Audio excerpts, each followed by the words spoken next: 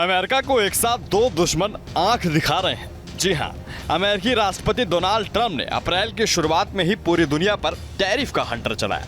Tariff ठीक से लागू हो पाता उससे पहले ही ट्रंप ने उससे अपने एक कदम पीछे कर लिए, लेकिन चीन पर उसने टैरिफ लगा रखा है। इस कारण अमेरिका अपने दो दुश्मन चीन और ईरान के निशाने पर है। एक तरफ चीन ने अमेरिका के टैरिफ बम का जवाब और तगड़े टैरिफ से दिया, तो दूसरी तरफ ईरान शनिवार को अमेरिका के साथ मीटिंग कर रहा है। दोनों देशों का रवैया ऐसा है मानो कि वो कह रहे हो हम डरने वाले नहीं हैं, लेकिन सवाल ये है कि क्या ये जंग सिर्फ शब्दों की है या दुनिया उसको भारी नुकसान उठाना पड़ेगा। आइए आपको समझाते हैं।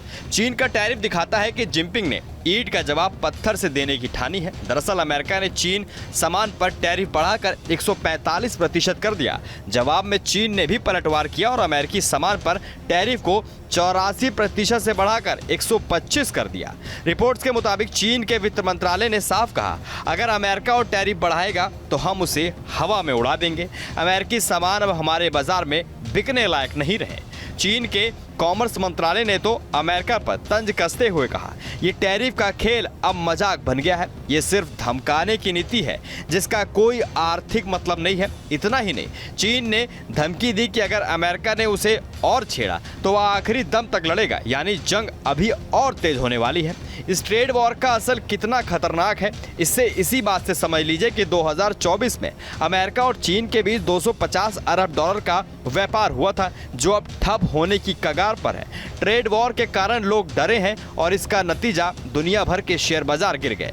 डॉलर की कीमत लुढ़की और सोने की कीमत आसमान छू रही है। निवेशक डर के मारे सुरक्षित ठिकाने ढूंढ रहे हैं। अमेरिका और ईरान के बीच हुए हाई लेवल बातचीत को व्हाइट हाउस ने न्यूक्लियर डील की समाधान से एक दिशा में कदम बढ़ाया है। इस बातचीत में राष्ट्रपति डोनाल्ड ट्रंप की तरफ से उनके स्पेशल डिप्लोमेट स्टीव विटकॉक और ईरान के विदेश मंत्री अब्बास शामिल हुए। ट्रंप के दूत ने इस बातचीत को सकारात्मक और रचनात्मक बताया। अमेरिका ने न्यूक्लियर डील पर बातचीत के लिए स्पेस मुहैया कराने के लिए ओमान का धन्यवाद भी दिया।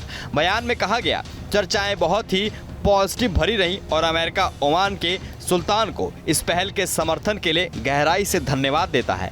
विशेष दूत विटकॉफ ने डॉक्टर से बातचीत करते हुए बताया कि उनके पास राष्ट्रपति ट्रंप के निर्देश हैं कि हमारे दोनों राष्ट्रों के मतभेद को संवाद और कूटनीति के माध्यम से हल किया जाए, अगर ये संभव है। राष्ट्रपति शी जिनपिंग ने शुक्रवार को पहली बार इस जंग पर खुलकर बोला। उन्होंने कहा, चीन किसी दबाव में नहीं झुकेगा, हम ना डरते हैं ना घबराते हैं। उन्होंने ये भी तंज कसते हुए कहा कि जो दुनिया के खिलाफ जाता है वो अकेला पड़ जाता है, यानी अमेरिका को चेतावनी दी है कि वह खुद को अलग थलग कर रहा है। इधर चीन अपने पड़ोसियों को लुभाने में जुट गया है। अगले हफ्ते शी जिनपिंग वियतनाम, मलेशिया और कंबोडिया का दौरा करेंगे। ये वो देश है जो अब तक अमेरिका से बातचीत को तैयार थे, लेकिन चीन अब इन्हें अपने पाले में लाने की कोशिश कर रहा है। दूसरी तरफ ईरान ने भी अमेरिका को ललकारा है। शनिवार को ओमान में दोनों देशों के बीच परमाणु करार पर बातचीत हुई है, लेकिन माहौल गर्म है। अमेरिकी राष्ट्रपति ने धमकी दी है कि अगर ईरान ने जल्द डील नहीं की तो सैन्य कार्रवाई जरूर हो सकती है। अब आपकी वीडियो को लेकर हमें कमेंट बॉक्स में कमेंट करके जरूर बताएं और चैनल पर नए हैं तो सब्सक्राइब करना ना भूलें। न्यूज नेशन अब व्हाट्सएप पर खबरों की ताजा अपडेट के लिए न्यूज नेशन के इस QR कोड को स्कैन करें।